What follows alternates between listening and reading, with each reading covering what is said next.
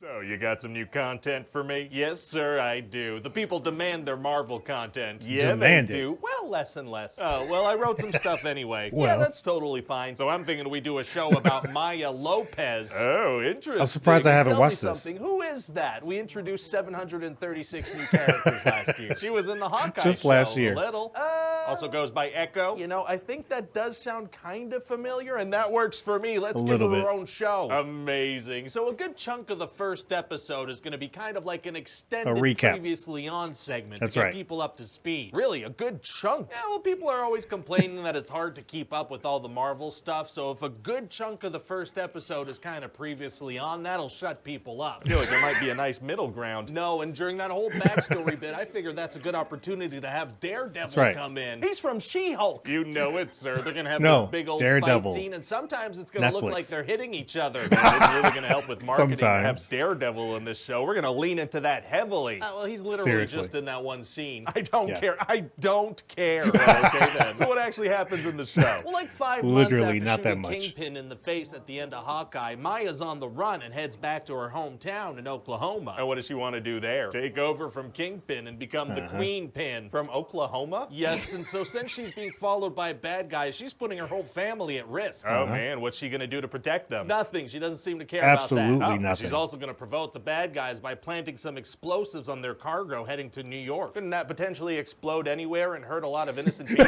Yeah, she's a badass. Potentially. Well, she's an anti-hero, so it's badass. Oh, okay. So anyway, at a certain point, her and two of her family members are going to get kidnapped by bad guys at the roller skating rink her uncle works at. Uh-oh. And Maya's prosthetic leg is going to come off and be taken by one of the captors. Yikes, how's she going to get that back? They're going to drop it next to her and leave her with it. Oh, well, that worked out immediately. Yeah, and it has a little knife in it, so she cuts herself loose. A very handy foot. And then she builds a functional gun complete with laser sight out of some scraps. This was insane. Which is a skill that she has. Oh, it is? Apparently. Yeah, that's a skill that she has. It says so right here. Great. So then she's going to kill a bunch like of he bad didn't guys, write it. But the final bad guys get a phone call and leave. Well, getting a phone call is pretty scary. Just text me. This phone call is especially scary because we're going to find out that the Kingpin is still alive. What? How did he survive getting shot directly in the face? By not dying. This guy's good. So he shows up and tells Maya, like, hey, I'm okay with you having shot me in the face, and I want you to come to New York, and I'll give you my empire. Oh, well, that's what she wants, right? Yeah, but not like this, because she's mad at Kingpin. He had her father killed. Oh, right. So she doesn't accept the offer? Nope. And so Kingpin gets so mad that he's going to attack this big event in town. What's the event? A powwow.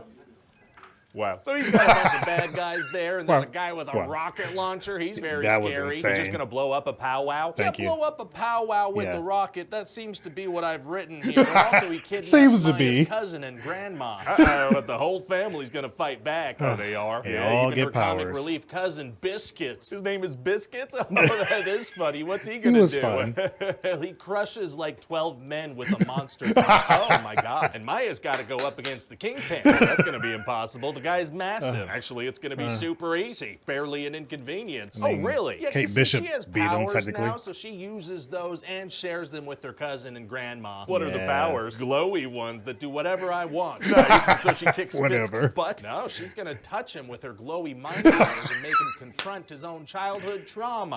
Yeah, so he cries and runs away. Weaponized therapy is tight. And then we're going to end this whole thing with a nice family barbecue, and everybody's happy. So like a play on the Fast and Furious That's right. No, just literally doing it. So what do you think? Hey, we've got Daredevil and Kingpin to focus the marketing around. I say we make this TVMA sprinkle a little blood just for publicity's sake. That should lure That's people all it was into for. clicking. Do you think it's bad that we have to lure people now? It might not be. Do you think? That's literally what it's becoming. I like how he said it here. They have to lure people to watch their shows now. Like, we don't just go because we want to see a new character or want to, experience a new story or see characters that are returning for a continuation of their story or whatever. Now they have to lure us, trick us into watching these things. And they tricked us with watching Echo. Echo was a waste of time. There's people that loved it. I get it. I loved the Wilson Fisk moments. The Kingpin moments were great because it gave us that tone that we remember from Netflix. The Wilson Fisk from Hawkeye that showed up in Hawkeye, that felt different. It felt kind of Disney-fied in that they were trying to go more the comic route in certain aspects, which was okay. but it didn't feel like the Netflix version. This one felt like it was changing the tone to go back to the Netflix version. And I'm hoping that's the Kingpin that shows up in Daredevil Born Again, which they finished like part 1 of, filming on that. So I'm hoping that this continues. That was good. His infatuation with Maya was weird though, because I get it with him and his wife in the Netflix show. That was great. But in here, it's like, why does he continue to go after this person? Because they fought Daredevil and didn't die. Daredevil left. Like, he left for some reason, even though he was fighting a criminal.